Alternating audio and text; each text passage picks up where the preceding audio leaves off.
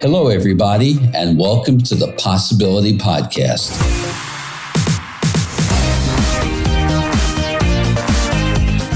I'm your host, Mel Schwartz. I practice psychotherapy, marriage counseling, and I am the author of the book, The Possibility Principle, the companion to this podcast. I hope to be your thought provocateur, and I'll be introducing you to new ways of thinking and a new game plan for life.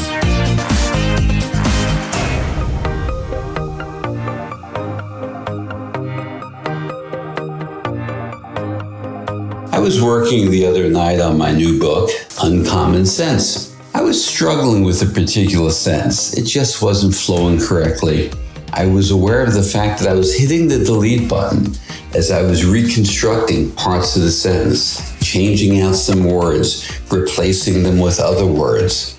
As I was doing that, it was evident to me that I am clearly the author of the words and sentences and paragraphs that I am writing.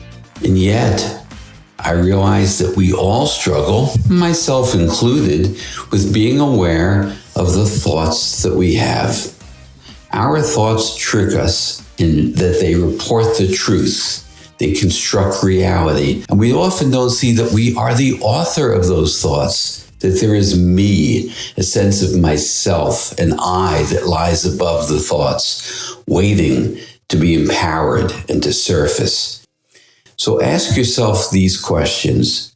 Is there a sense of me that's more than your thoughts? Is there a sense of me that yearns for change and seeks possibilities? Even more, is there a me that's potentially wise and fulfilled?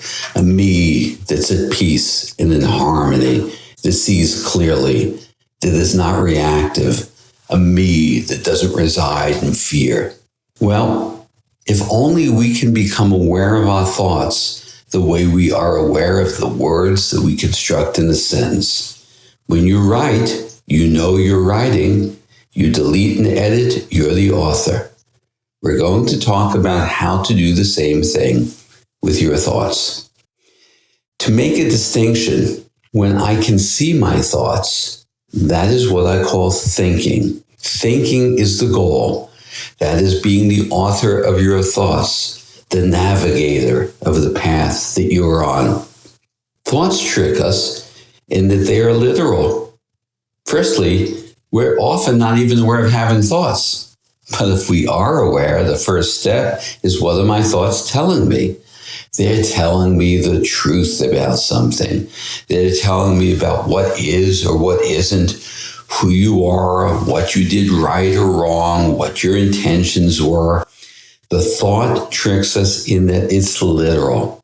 And the old thoughts tend to continue to regurgitate and replicate themselves. Do you ever wonder why it's hard to change? Simply, we keep having the same old thoughts. How can we change when we have the same old thoughts?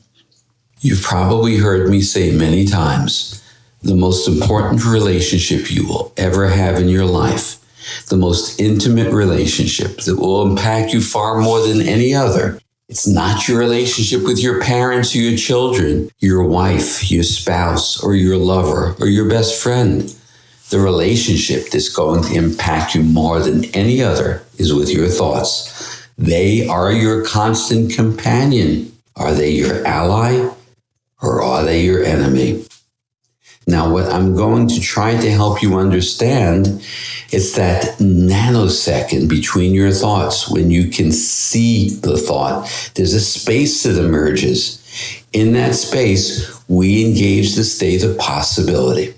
Sometimes people think that when I'm talking about seeing your thought, it's about substituting a positive thought for a negative thought. No, it's not about simple reductive substituting of thoughts. Again, developing the capacity to see your thought operating is thinking. That is conscious awareness. What lies above the repetition of thought? The realm we want to access is conscious awareness. Let's just do a deeper dive first into the nature of thought. The classical, traditional, biomedical understanding of the brain suggests that our thoughts are impacted by our brain chemistry, and our thoughts are the result of electrical and chemical processes. This is old school Newtonian thinking. It's not that way. It's the other way around. So many renowned thinkers, quantum physicists like David Bohm, the Indian philosopher Krishnamurti, and the Dalai Lama have all suggested it's the other way around, that our thoughts influence our biochemistry. The Dalai Lama, in fact, was influential in research into brain chemistry of deep meditators, which demonstrated that their brain chemistry were altered by the practice of meditation. We should see this as encouraging, exciting news because it means we are not at the mercy of our brain chemistry. Often, or in many cases, we create our brain chemistry. So our thoughts can either be our supportive benefactors or they can be our antagonists. And a particular thought can either imprison us or empower us. We tend to believe that modifying our thoughts requires modifying our brain chemistry, maybe with medication. Well, let's look at the concept of neuroplasticity, which is the brain's ability to reorganize itself by forming new neural connections. The brain has a plasticity. It's a muscle. We can work it out. So the brain is flexible to a far greater extent than we ever understood. Don't think of your brain as a factory that manufactures your thoughts. That's mechanism. Think of it the other way around. If you're walking on the beach and look behind you, you see your footprints in the sand. The sand did not manufacture your footprint. Your foot left its mark in the sand. In the same way, thought leaves its mark on the brain. This can open a potential shift in your operating beliefs, so we no longer think of ourselves as hardwired in a certain way.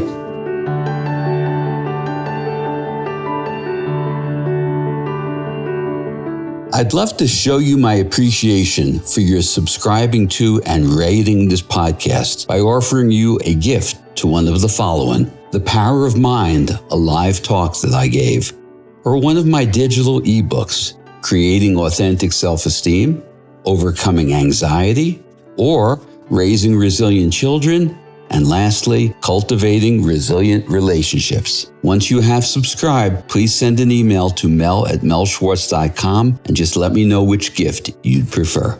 Thanks.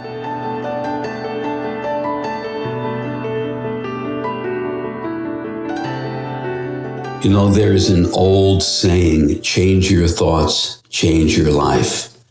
Well, more to the point, become the thinker of your thoughts. You see, that exhortation, change your thoughts, change your life, it's insufficient.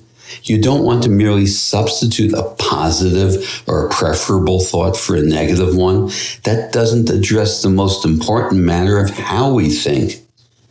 It's far more important to be able to think than to be the end product of your thoughts. So what I'm proposing is it's a new mindscape in which our thinking flows from peacefulness, wholeness, coherence, rather than the fragmenting of thought that's just reporting in on false beliefs all over the place. The moment we have a thought, we don't see the thought operating. We become attached to that thought. It becomes our truth. And that automatically summons up our own personal biography of all the accompanying emotions. So we get stuck in old thought and old feeling. They trigger each other. And that's why we cycle up or down emotionally on a roller coaster, following our old thought and old feeling. They act in tandem. Our thoughts are primarily informed by our beliefs, many of which are the results of those old wave collapses, those experiences in which our identity got confined and limited. So the goal is thinking, seeing your thoughts operating. New thinking frees us from the replay of old thoughts. I used to say, if you were old enough to remember vinyl records, but they've made a comeback. So you may not have to be old enough. But when there was a scratch in the record you were playing, the needle would get stuck in a groove. The same lyric or music would just keep repeating itself. And unless we lift up the tone arm, it keeps replaying the same music. Similarly with thought, it gets stuck. It summons up old memories and feelings, and we are unable to change. Thought is automatic, and it presents itself without our noticing it. So we become trapped in a rut of old thought. The first step in liberating yourself is to see or notice your thoughts. If you don't notice your thought, you attach to it and you're reduced to the thought. Seeing our thoughts is a matter of timing. With practice, you can learn to become alert and vigilant and see a particular thought operating. Think of it this way. Learning to see your thought operating, it's like watching a slow motion replay from, let's say, a sports event. You see the play unfolding slowly and clearly. Well, we are truly thinking when we see our thoughts operating.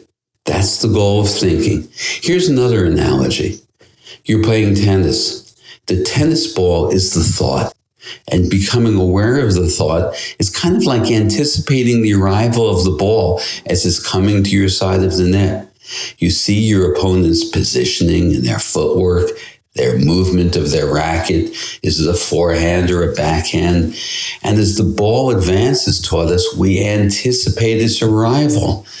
We can develop that kind of muscle memory with thought. We can learn to see it in advance of becoming it.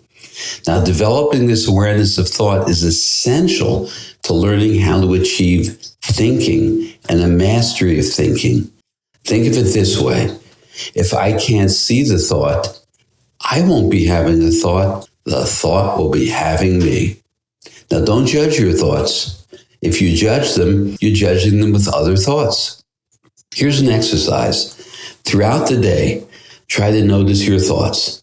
Imagine sitting in front of a large TV screen and watching your thoughts being transcribed. Don't judge them, just see them. Sit back, be detached, and observe what you're seeing. You'll start to develop the acuity to see your thoughts. Or you're walking in the street, or just having lunch, or doing whatever you're doing in the course of your day. Ask yourself, prompt yourself, what is the last thought that I just had?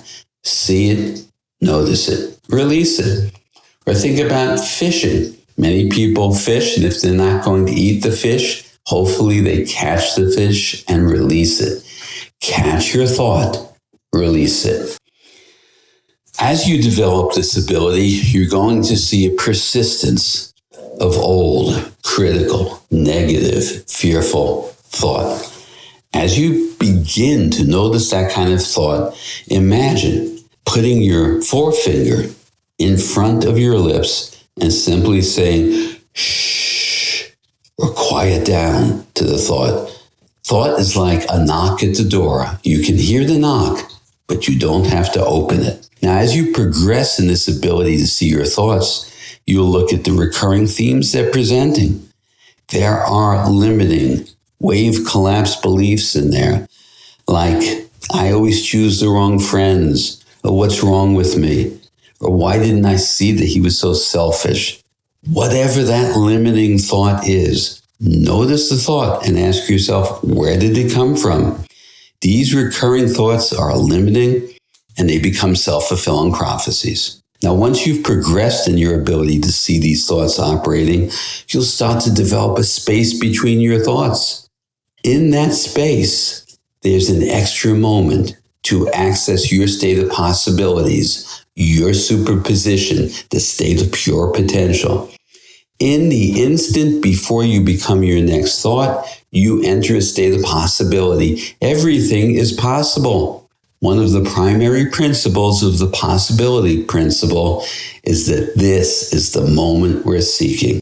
Developing a heightened level of awareness regarding thoughts, the ability to think, it allows us to be responsive instead of reactive. It allows us to become a martial artist in our communication, not at war, but empowered. Between the instantaneous reactions of our thoughts, In that space lies a wiser and deeper sense of self waiting to emerge. And this is the self that notices its thoughts and, of course, your feelings. And it isn't reduced to simply being the end product. In the space between my last thought and my next thought, I emerge. The I to which I'm referring is wise and deep, far more than my thoughts. I can choose to think differently, to see things differently. This moment of awareness kind of brings us to a precipice where we can elect to become the master of our thinking and have defining moments. These are the defining new wave collapses in which we break free from the confines of old habits, old thoughts, old feelings. We don't know what's to come, but we're comfortable not knowing what's to come. We can cultivate that space for new thinking to emerge. It bubbles up when we can get out of our own way, and it allows a deeper intuitive wisdom to arise. We then develop a relationship with our wise, intuitive, deeper being. And this, friends, enables us to come out of our script, to break free from our stories, our old wave collapses, our old feelings and our old hurts, and start to write a new script for our life. If you need a refresher or a deeper dive into this, please go back into my book, The Possibility Principle. More to come on all of this. Until we meet next time and I speak to you next time, see your thought. Don't become your thought. Enter that space and access that deeper intuitive knowing and being. Be well and be the thinker of your thoughts.